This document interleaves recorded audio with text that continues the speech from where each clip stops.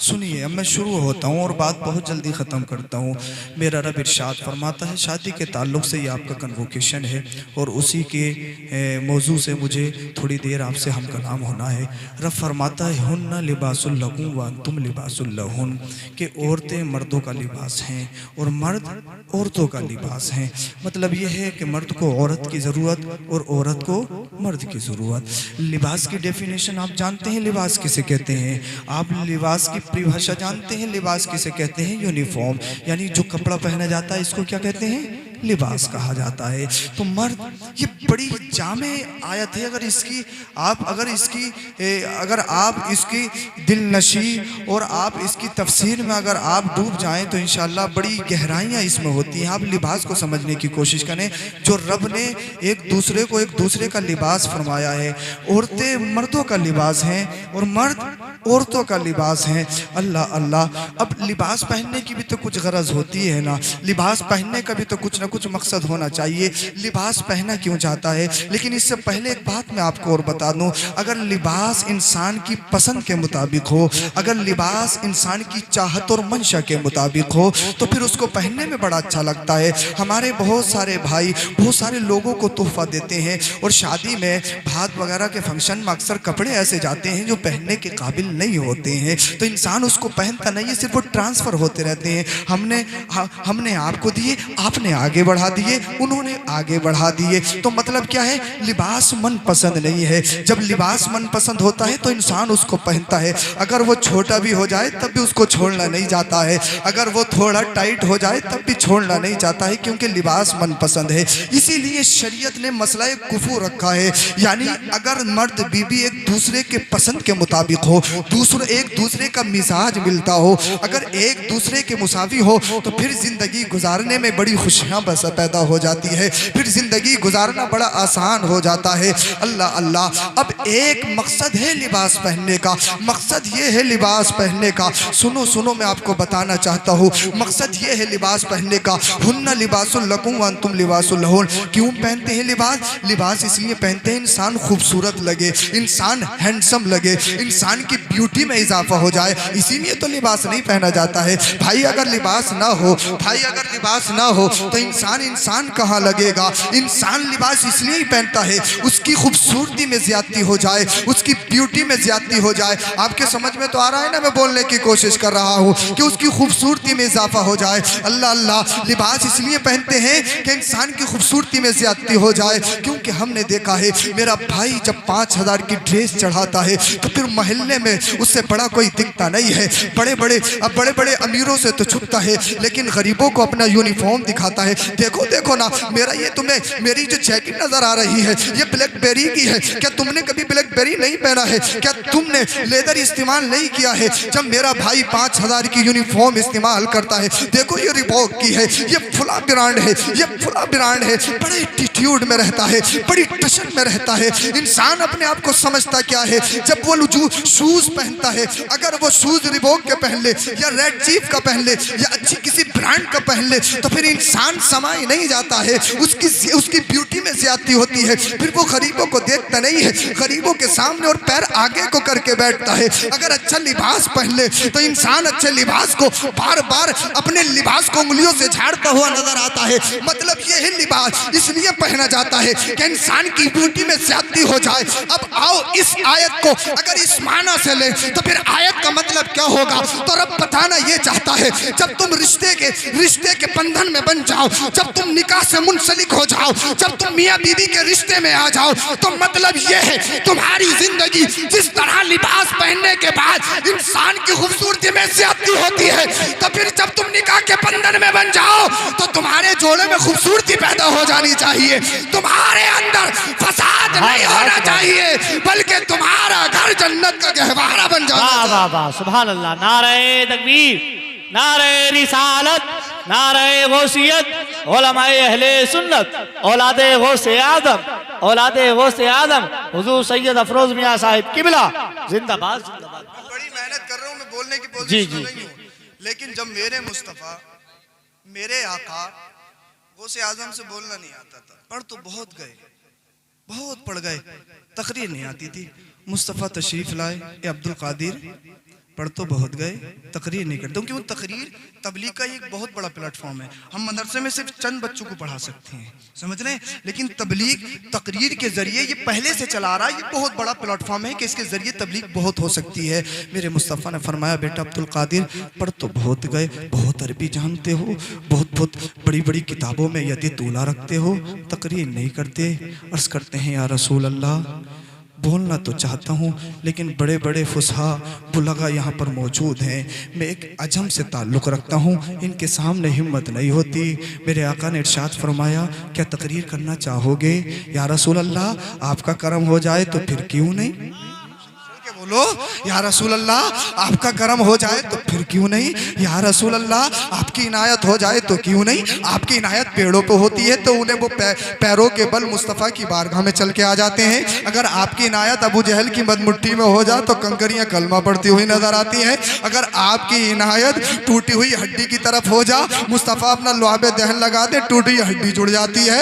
या रसूल अल्लाह, आपकी इनायत जिस तरफ हो जा वो ज़माने में मुमताज़ हो जाता है। या रसूल अल्लाह, कोई जानवर बोलते हैं लेकिन जानवरों की तरफ तवज्जो कर दें तो जानवर बोलने लगते हैं। या रसूल अल्लाह, थोड़ी सी तरकारी कितने लोग खा सकते हैं, लेकिन या रसूल अल्लाह, जाबिर के यहाँ पे लुआबे दहन डाल दें, हजारों खा ले, तरकारी खत्म होने पे नहीं आती है। थोड़ा सा आटा है, जाबिर की बीबी परेशान हो रही है कि इतने लोगों को बुला लाए हो, मेरी इंसल्ट हो जाएगी। थोड़ी सी रोटियां हैं, मेरी तो बड़ी बेइज्जती हो जाएगी। मेरे मुस्तफ़ा ने इरशाद फरमाया, लेकिन जाबिर की बीवियों ने भी कहा था, शौहर परेशान होने की जरूरत नहीं है, जो नबी बुलाकर ला रहे हैं खिलाएंगे भी वही, जो मुस्तफ़ा बुलाकर ला रहे हैं पेट भी वही भराएंगे। मेरे मुस्तफ़ा ने लुआबे दहन लिया, थोड़े से आटे में डाल दिया और फिर हजरत जाबिर की बीबी रोटी बनाने लगी। मेरे मुस्तफ़ा ने फरमाया, यहीं पे रुक जाओ, अब तुम्हारे बस की नहीं है, रोटियां बना लो। या रसूल अल्लाह, क्या करूं। आका ने इरशाद फरमाया, जितने महल्ले की औरतें सबको बुला लो, अब सब रोटियां बनाएंगी। यार ये कैसा मुअम्मा है, थोड़ा सा आटा है जिसको चंद लोग खा सकते हैं। अल्लाह अल्लाह, महल्ले की सारी औरतें बुला ली गई, अब रोटियां बना रही हैं, रोटियां चल रही हैं, हजारों सहाबी पैदर पे खा रहे हैं, लेकिन आटा खत्म होने पे नहीं आता। वजह क्या थी, मुस्तफ़ा ने लुआबे दहन मिलाया था। अबे जब मुस्तफ़ा के लुआबे दहन का कमाल नहीं तो फिर मुस्तफ़ा का जवाब क्या होगा। अल्लाह अल्लाह, करबला में जो इमाम हुसैन गए, सब्र इस्तिक़लाल के साथ आप खड़े रहे, वो कमाल क्या था कि मेरे आका हुसैन के हुलकूम में मुस्तफ़ा का लुआबे दहन था। गौसे आज़म कहते हैं, या रसूल अल्लाह, आपकी इनायत हो जाए तो फिर अब्दुल कादिर भी तकरीर करेगा। अल्लाह अल्लाह, मेरे मुस्तफ़ा ने कहा अपना मुंह खोलो। हजरत गौसे आज़म ने अपना मुंह खोला, मेरे मुस्तफ़ा ने लुआबे दहन लिया, चंद मरतबा डाल दिया। लुआबे दहन का डालना था, गौसे आज़म में कमाल पैदा हो गया, जुनून पैदा हो गया।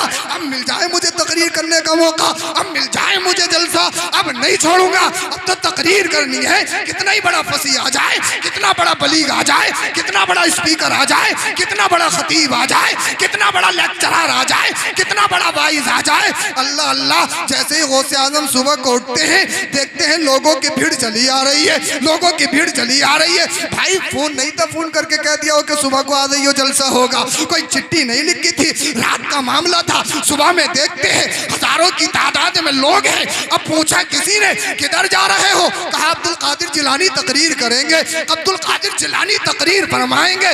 अल्लाह अल्लाह, लोगों से कहा, मैंने तो तुमको नहीं बुलाया है, तुम किसकी तकरीर सुनने आए हो। तो लोगों ने कहा था, जिस नबी ने तुम्हें तकरीर करना सिखाया है, उसी नबी ने तकरीर सुनने भेजा है। वाह वाह, नारे तकबीर, नारे रिसालत, नारे गौसियत, फैज़ाने हुजूर गौसे आदम, फैज़ाने हुजूर गौसे आदम, औलादे गौसे आदम, हुजूर सैयद अफरोज मियां साहिब किबला, जिंदाबाद जिंदाबाद। बहुत अच्छा भाई बात। मैं 5 मिनट हल्के हल्के बोलने की पोजीशन में नहीं हूं, लेकिन ये गौसे आजम का फैज़ान अब जारी है। मचल के बोलो। हाँ, गौसे आजम जब माइक से 70 को आवाज पहुंचा सकते हैं तो क्या गौसे आजम का गुलाम तुम सबको इस माइक से नहीं पहुंचा सकता है? चल के बोलो सुभान अल्लाह।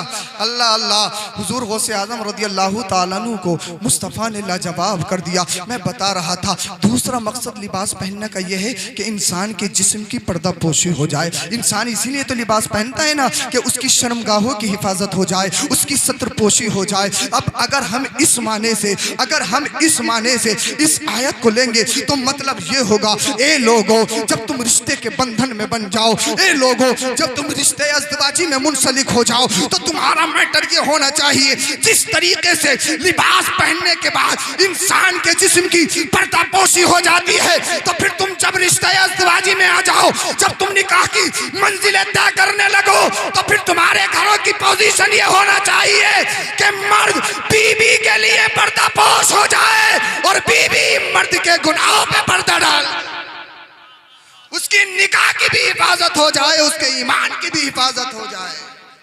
इसलिए निकाह किया जाता है, इसलिए निकाह किया जाता है। हजार हजार को खाना खिलाने के लिए निकाह नहीं किया जाता है, समझ रहे हैं आप? हाँ, अपनी बाबाई के लिए निकाह नहीं किया जाता है। कि हैरत तो मुझे बड़ी तब हुई साहब, अल्लाह अकबर कबीर, अखबार में मैंने पढ़ा कि साहब निकाह हो गया था, बारात ने खाना खाया और चंद बारातियों के सामने कुछ गोश्त में कमी आ गई, इसी पे तू मैं हो गई। अल्लाह अकबर, जब हुई ये काम ख़त्म हो गया साहब, बात यहाँ तक फैल गई, पुलिस भी आ गई और बाद में डिवोर्स करवा दिया गया, तलाक हो गई। अल्लाह अल्लाह, क्या मुसलमान इसी काम का रह गया है? क्या मुसलमान सिर्फ गोश्त खाने का मुसलमान है, बिरयानी उड़ाने का मुसलमान है? अरे मकसद क्या है? अल्लाह अल्लाह, रिश्तों में तुम रिश्तों में निकाहों में किस चीज़ को फोकियत दे रहे हो? दुनियादारी को मत अपनाओ यार, ये दुनिया ख़त्म होने वाली है। मेरे मुस्तफ़ा ने तुम्हें जो तरीक़े बताए हैं, उन तरीक़ों को तुमने अपने आप में लाना होगा, अपने अंदर इनकलाब पैदा करना होगा। अल्लाह अल्लाह, मुस्तफ़ा की महफिल लगी हुई है, एक सिहाबी आ गए, अर्ज़ करते हैं या रसूल अल्लाह, क्या काले जन्नत में नहीं जाएंगे? आजकल के बोलो, क्या काले जन्नत में नहीं जाएंगे? अल्लाह अल्लाह, मेरे मुस्तफ़ा ने इरशाद फरमाया, जिसने ला इलाहा इल्लल्लाह मुहम्मदुर रसूलुल्लाह पढ़ा, उसका खात्मा ईमान पर हो गया, उसे जन्नत में जाने से कोई नहीं रोक सकता है। अल्लाह अल्लाह, अल्लाहु अकबर कबीरा। जिस वक्त मक्का फतह किया गया और मेरे मुस्तफ़ा ने फरमाया, बिलाल काबे पर खड़े हो जाओ, अज़ान दो। लोगों ने कहा था क्या दिन आ गया है? अरे ये दिन देखने के लिए रह गए थे कि काला बिलाल गुलाम मक्का काबे पे चढ़ा है। अल्लाह अल्लाह, लोग हिकारत की नजर से देख रहे थे, लोग सोच रहे थे, लोग बिलाल के चेहरे को देख रहे थे, लोग बिलाल की रंगत को देख रहे थे। अल्लाह अल्लाह, लेकिन उन्हें मालूम नहीं था, उनका दिल इसके रसूल का मदीना बन चुका था। मेरे मुस्तफ़ा ने जब इतना सुना, लोग बिलाल को काला कर रहे हैं, उन पे तानाज़नी कर रहे हैं, आज इस्लाम पर अंगुशनुमाई कर रहे हैं। मेरे मुस्तफ़ा थोड़े परेशान हुए, कुरान की आयत नाजिल हो गई, इन्ना अकरमकुम इंदल्लाहि अत्काकुम। मेरे महबूब, परेशान होने की जरूरत नहीं है, बिलाल को भी बता दो, मक्का वालों को भी बता दो, पूरी दुनिया को बता दो, इस दुनिया में अच्छा और अल्लाह के नजदीक अच्छा रंगत से नहीं होता है, मालदारी से नहीं होता है, खूबसूरती से नहीं होता है। फिर कहा किस चीज से अच्छा होता है? तो अल्लाह फरमाता है, जो अल्लाह से ज्यादा डरता है वही इज्जत वाला है। वाह वाह वाह, सुभान अल्लाह सुभान अल्लाह।